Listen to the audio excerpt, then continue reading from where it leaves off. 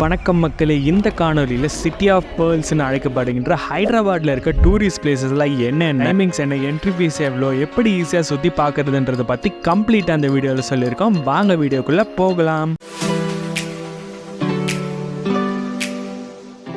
ஹைதராபாத்தில் நம்ம முதலாக பார்க்க போகிறது சார்மினார். எனக்கு ரொம்பவே ஒரு பிடிச்சமான பிளேஸ் ஹைதராபாத்தில். இந்த சார்மினாரோட ஹிஸ்ட்ரி பார்த்தீங்கன்னா 1591 சுல்தான் முகமது குத்துப் ஷா அவரால் கட்டப்பட்டது. 15th செஞ்சுரியில் இருந்த கொடூரமான பிளேக் நோய் முற்றிலுமாக அழிஞ்சதை குறிக்கும் விதமாக அதில் இறந்த மக்களோட நினைவாகவும் இந்த சார்மினார் கட்டப்பட்டது. இந்த சார்மினாரோட பெயர் காரணம் பார்த்தீங்கன்னா சார்மினார் 4 பில்லர்களை கொண்ட ஒரு கட்டிடம். அதனால தான் இந்த சார்மினார் என்ற பேர் இந்த இடத்துக்கு வந்தது.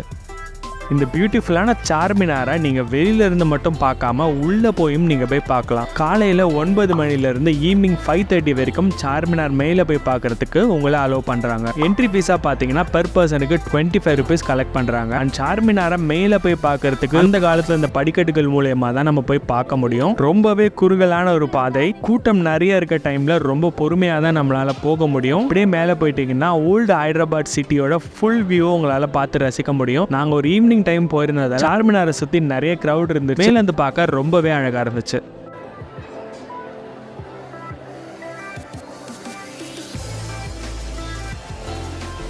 அண்ட் சார்மினார் வரதுக்கு இன்னொரு முக்கியமான காரணம் இங்கே இருக்க பஜார். சார்மினாரில் லார்ட் பஜார், சூரி பஜார்ட்டு நிறைய பஜார்ஸ் இருக்கு. Handicraft items, dresses, bags, shoes, hand bags, ஸ்லிப்பர்ஸ்ன்ட்டு சொல்லிக்கிட்டே போகலாம். அண்ட் முக்கியமாக நிறைய பேர் இங்கே வரத்துக்கு இங்கே இருக்க பேங்கிள்ஸை ட்ரை பண்ணுறதுக்கு தான். நிறைய கலெக்ஷன்ஸ் ஆஃப் பேங்கிள்ஸ் இங்கே உங்களுக்கு அவைலபிளாக இருக்கும். இங்கே கிடைக்காத ஐட்டமே இல்லை, எல்லாமே ஒரு ரீசனபிளான காஸ்ட்லேயுமே கிடைக்குது. ஸோ நீங்கள் ஒரு ஷாப்பிங் லவராக இருந்தால் கண்டிப்பாக ஹைதராபாத்தில் சார்மினாரில் இருக்க இந்த பிளேஸை மறந்துடாதீங்க. ஸ்ட்ரீட் ஷாப்பிங் மட்டும் இல்லாமல் இங்கே இருக்க ஸ்ட்ரீட் ஃபுட்ஸுமே ரொம்ப ஃபேமஸ். முக்கியமாக இங்கே இருக்க நிம்ரா கேஃபேல கிடைக்கிற இரானி சாயோ, ஒஸ்மானியா பிஸ்கெட்டும் ஒரு மஸ்ட் ட்ரை. இருக்க மற்ற ஸ்ட்ரீட் ஃபுட்ஸ் அண்ட் ஜூஸஸுமே கண்டிப்பாக ட்ரை பண்ணி பாருங்க. அண்ட் சார்மினாருக்கு பக்கத்துலேயே மக்கா மஸ்ஜித் ஒரு பழமையான மாஸ்க்குமே இருக்கு. உள்ள போனீங்கன்னா அழகான ஒரு குளம், சுற்றிலும் புறாக்கள் பறந்துட்டு இருந்துச்சு. ஈவினிங் டைம்ல பார்க்க ரொம்பவே அழகா இருந்துச்சு.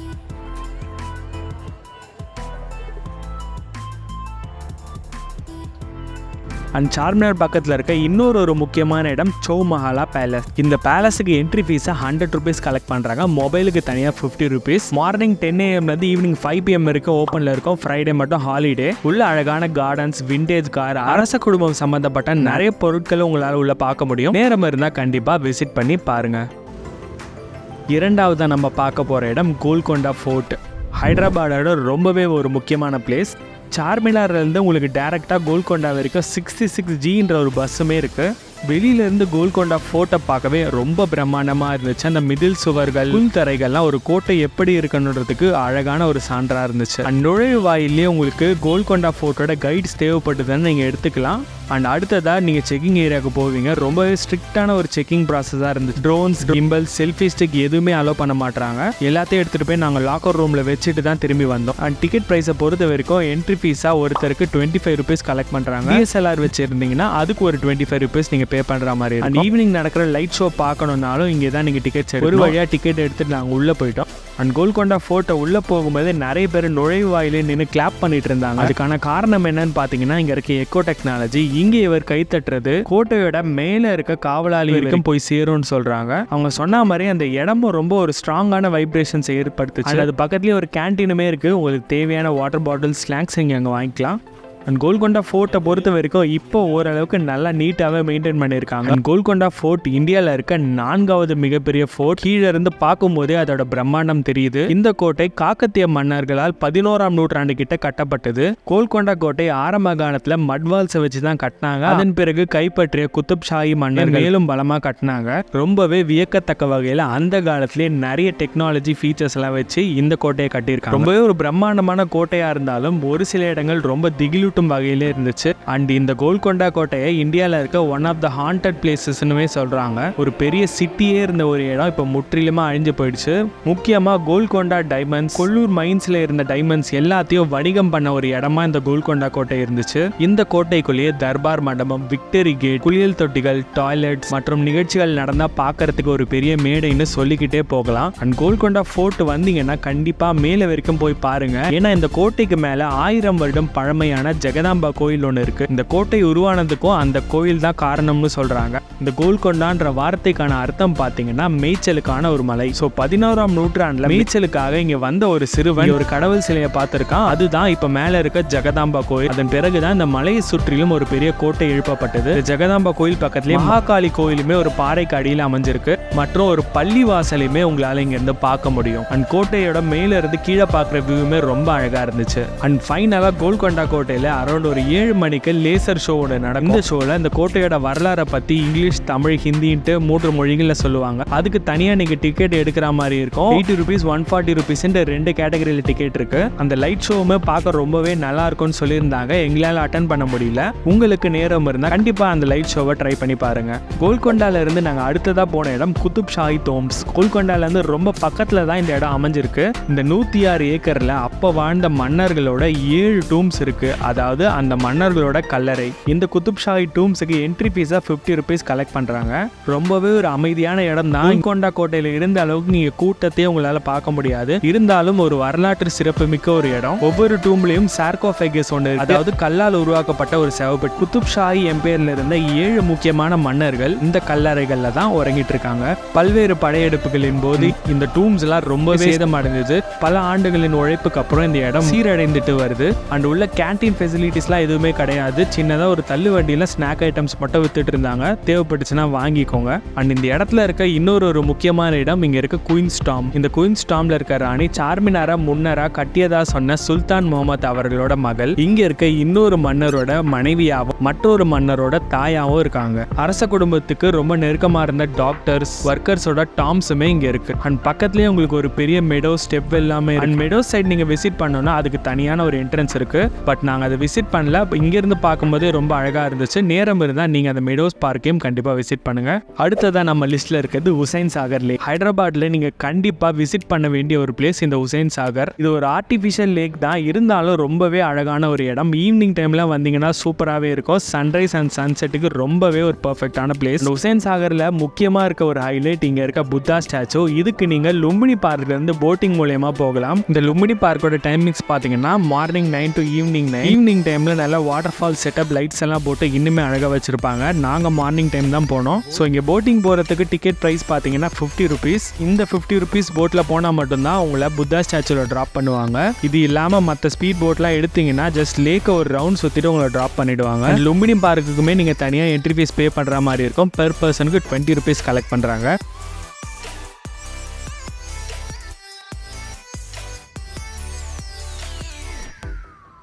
ஸோ டிக்கெட் எடுத்ததுக்கப்புறம் க்ரௌட் ஏறுற வரைக்கும் ஒரு 10 to 15 minutes வெயிட் பண்ண வேண்டியதாக இருந்துச்சு. க்ரௌட் வந்த உடனே போட்டை ஸ்டார்ட் பண்ணிட்டாங்க.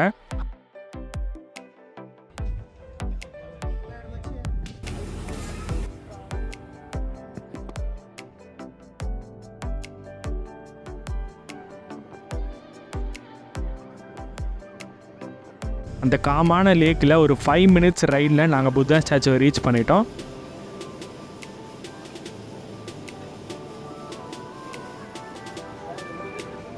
புத்தா ஸ்டாச்சுவை ரீச் பண்ணனே ஒரு 10 to 15 minutes வரைக்கும் இந்த இடத்த சுற்றி பார்க்கறதுக்கு உங்களை அலோவ் பண்ணுவாங்க. ரொம்பவே ஒரு பிரம்மாண்டமான புத்தர் சிலை, 56 அடி உயரம், ஒரே கல்லிலான கௌதம புத்தர் சிலை. சுற்றி பார்க்குற வியூஸுமே ரொம்ப அழகாக இருந்துச்சு.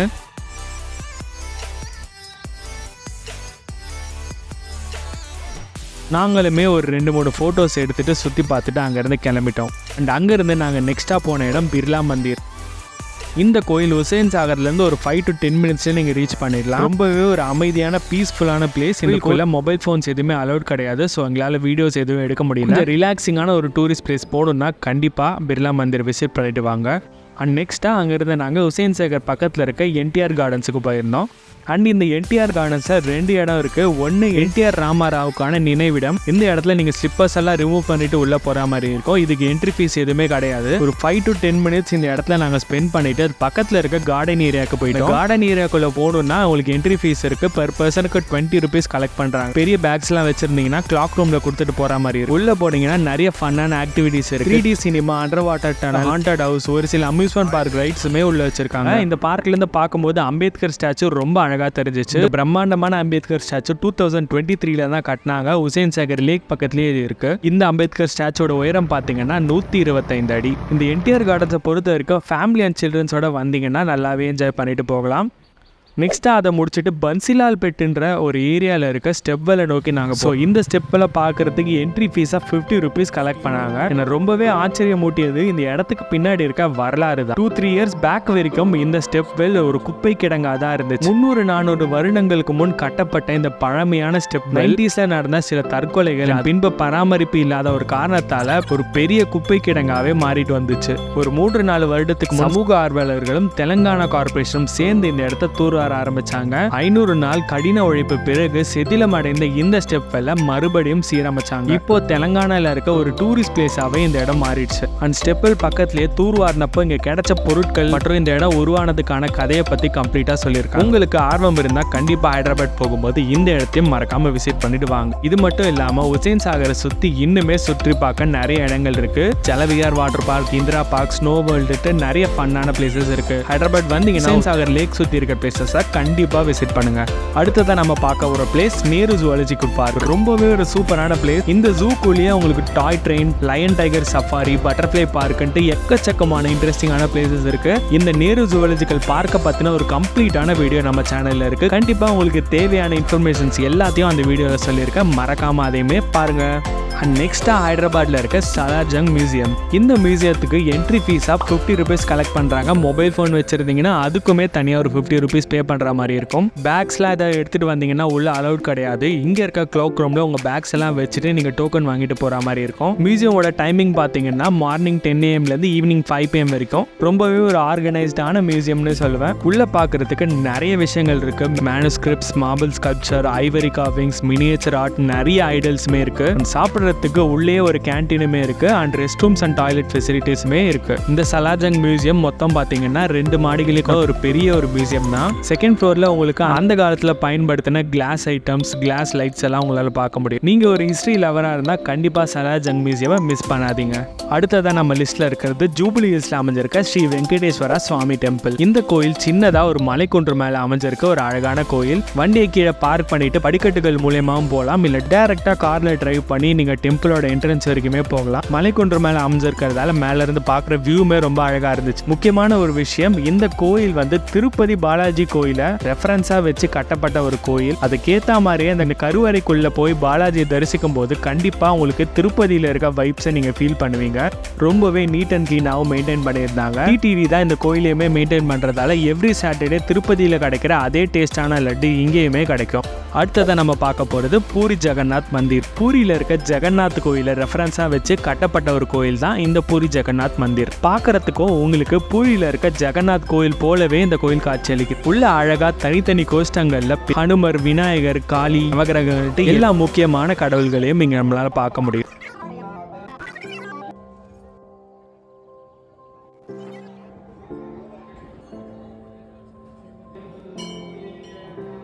அந்த ஜெகநாதரமே மூலஸ்தானத்துல ரொம்ப அழகா காட்சி தராரு.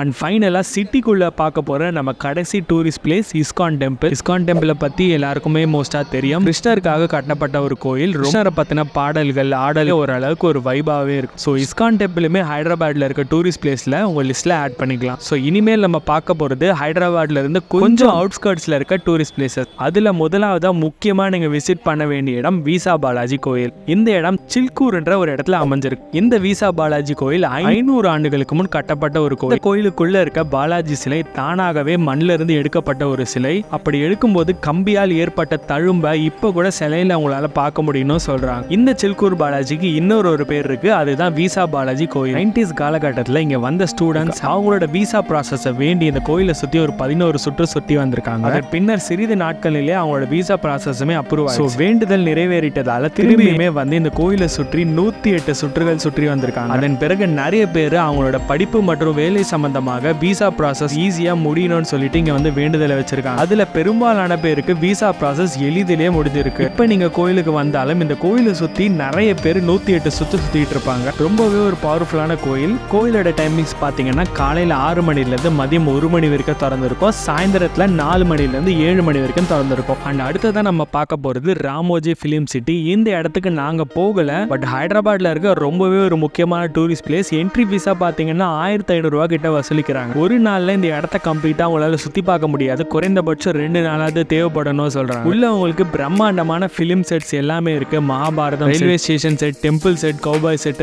நிறைய விஷயங்கள் உள்ள சுற்றி பார்க்க இருக்கு. ஸ்டே பண்ணுறதுக்குமே ஹோட்டல்ஸுமே உள்ளே இருக்கு. ஸோ உங்களுக்கு பட்ஜெட் பற்றி கவலை இல்லை, டைமுமே நிறைய இருக்குன்னா ராமோஜி ஃபிலிம் சிட்டியை கண்டிப்பாக விசிட் பண்ணிடுவாங்க. அண்ட் ஃபைனலாக நம்ம லிஸ்ட்டில் பார்க்க போகிறது ஸ்டாச்சு ஆஃப் ஈக்வாலிட்டி. பட் சிட்டிலேருந்து பார்த்தீங்கன்னா எப்படியும் ஒரு 1 hour ஆகும் இந்த ஸ்டாச்சு ஆஃப் ஈக்வாலிட்டி ரீச் பண்ணுறதுக்கு. இங்கே இருக்க ராமானுஜர் சிலை உலகத்தில் இருக்க 3rd டாலஸ்ட் ஸ்டாச்சு.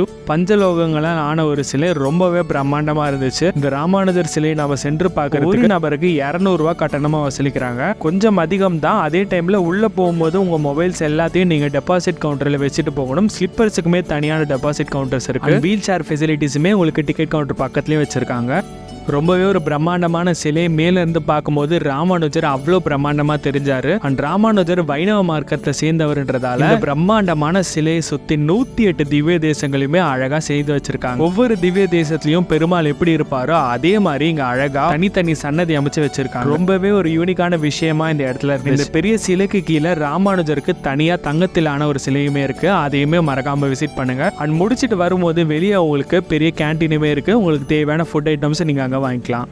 ஸோ அவ்வளோதான் மக்களே. இந்த வீடியோ மூலயமா ஓவரால் உங்களுக்கு ஹைதராபாத்தில் இருக்க டூரிஸ்ட் பிளேசஸ் பற்றிலாம் என்னென்னு தெரிஞ்சிருக்கும். இதை தவிர்த்து ஹைதராபாத்தில் இருக்க இன்னொரு முக்கியமான விஷயம், அங்கே கிடைக்கிற ஃபேமஸான biryanis and street foods. So நீங்கள் மறக்காமல் ஹைதராபாத் போனீங்கன்னா அங்கே கிடைக்கிற பிரியாணிஸை கண்டிப்பாக 1 டைம் ஆச்சு ட்ரை பண்ணிட்டு வாங்க. அண்ட் உங்களுக்கு வேறு எந்த ஒரு சந்தேகம் இருந்தாலும் மறக்காமல் கமெண்ட் செக்ஷனில் சொல்லுங்கள். எல்லா கமெண்ட்டுக்கும் கண்டிப்பாக ரிப்ளை பண்ணுவேன். இந்த மாதிரி மேலும் பல பயனுள்ள தகவலுக்கு நம்ம சேனலை மறக்காமல் சப்ஸ்கிரைப் பண்ணிக்கோங்க. நன்றி, வணக்கம்.